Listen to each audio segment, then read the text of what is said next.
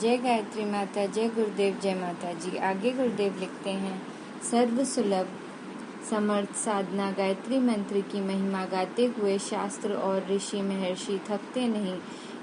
इसकी प्रशंसा तथा महत्ता के संबंध में जितना कहा गया है उतना शायद ही और किसी की प्रशंसा में कहा गया हो।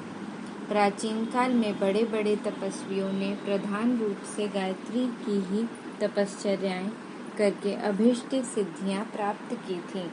शाप और वरदान के लिए वे विविध विधियों से गायत्री का ही प्रयोग करते थे।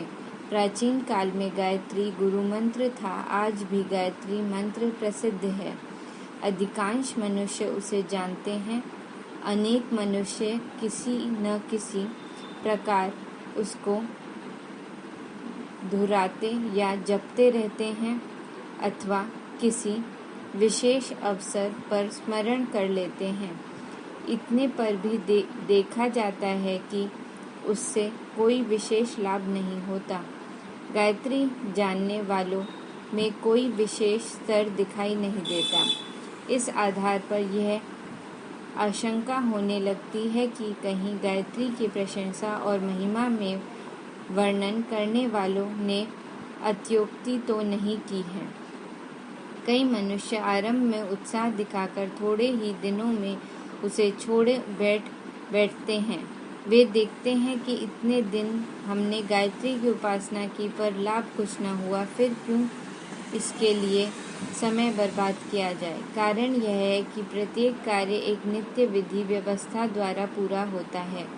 चाहे जैसे चाहे, जिस काम को चाहे जिस प्रकार करना आरंभ कर दिया जाए तो अभीष्ट परिणाम नहीं मिल सकता।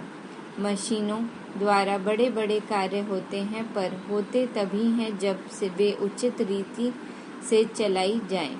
यदि कोई अनाड़ी चलाने वाला मशीन को यों ही अंधाधुन चालू कर दे तो लाभ होना तो दूर, उल्टे कारखाने के लिए तथा चलाने वाले के लिए संकट उत्पन्न हो सकता है।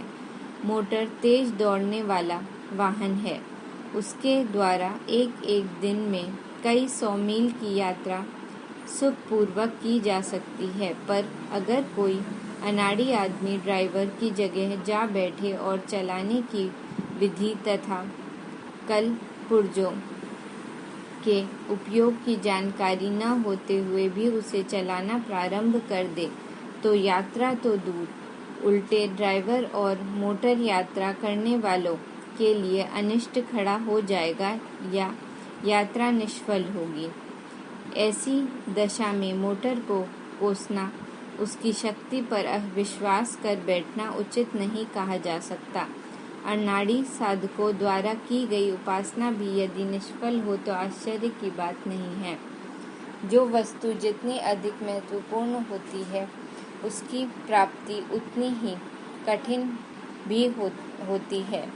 सीप, घोंगे आसानी से मिल सकते हैं, उन्हें चाहे कोई बिन सकता है, पर जिन्हें मोती प्राप्त करने हैं उन्हें समुद्र तक पहुंचना पड़ेगा और इस खतरे के काम को किसी से सीखना पड़ेगा।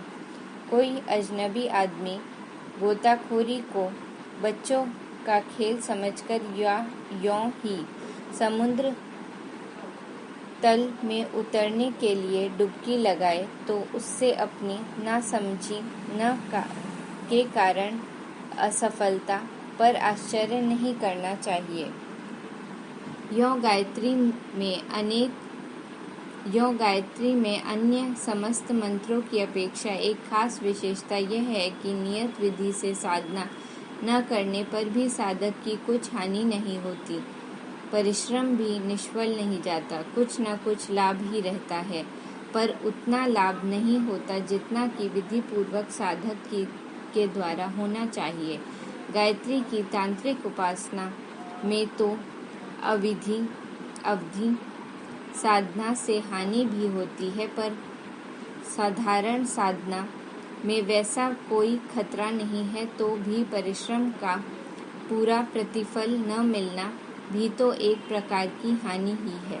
इसलिए बुद्धिमान मनुष्य उतावली अहमान्यता उपेक्षा के शिकार नहीं होते और साधना मार्ग पर वैसे ही समझदारी से चलते हैं जैसे हाथी नदी पार करते समय हाथ ले लेकर धीरे धीरे आगे कदम बढ़ाता है। प्रतिबंध क्या क्यों? कुछ औषधियाँ नियत मात्रा में लेकर नियत विधि पूर्वक तैयार करके रसायन बनाई जाएं और नियत मात्रा में नियत अनुपात के साथ रोगी को सेवन कराई जाए तो आश्चर्यजनक लाभ होता है। परंतु उन्हीं औषधियों को चाहे जिस तरह चाहे जितनी मात्रा में लेकर चाहे जैसा डाला जाए और चाहे जिस रोगी को चाहे जितनी मात्रा में चाहे जिस अनुपात में सेवन करा दिया जाए तो निश्चित ही परिणाम अच्छा न होगा।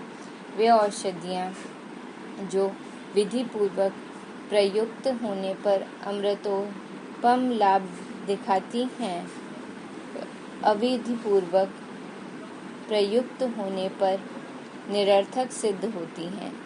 ऐसी दशा में उन औषधियों को दोष देना न्याय संगत नहीं कहा जा सकता।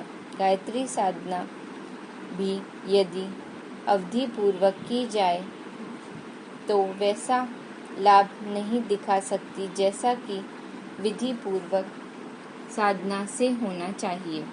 पात्र कुपात्र कोई भी गायत्री शक्ति को मनमाने प्रयोग न कर सके, इसलिए कलयुग से पूर्व ही गायत्री को किलित कर दिया गया है। किलित करने का अर्थ है उसके प्रभाव को रोक देना।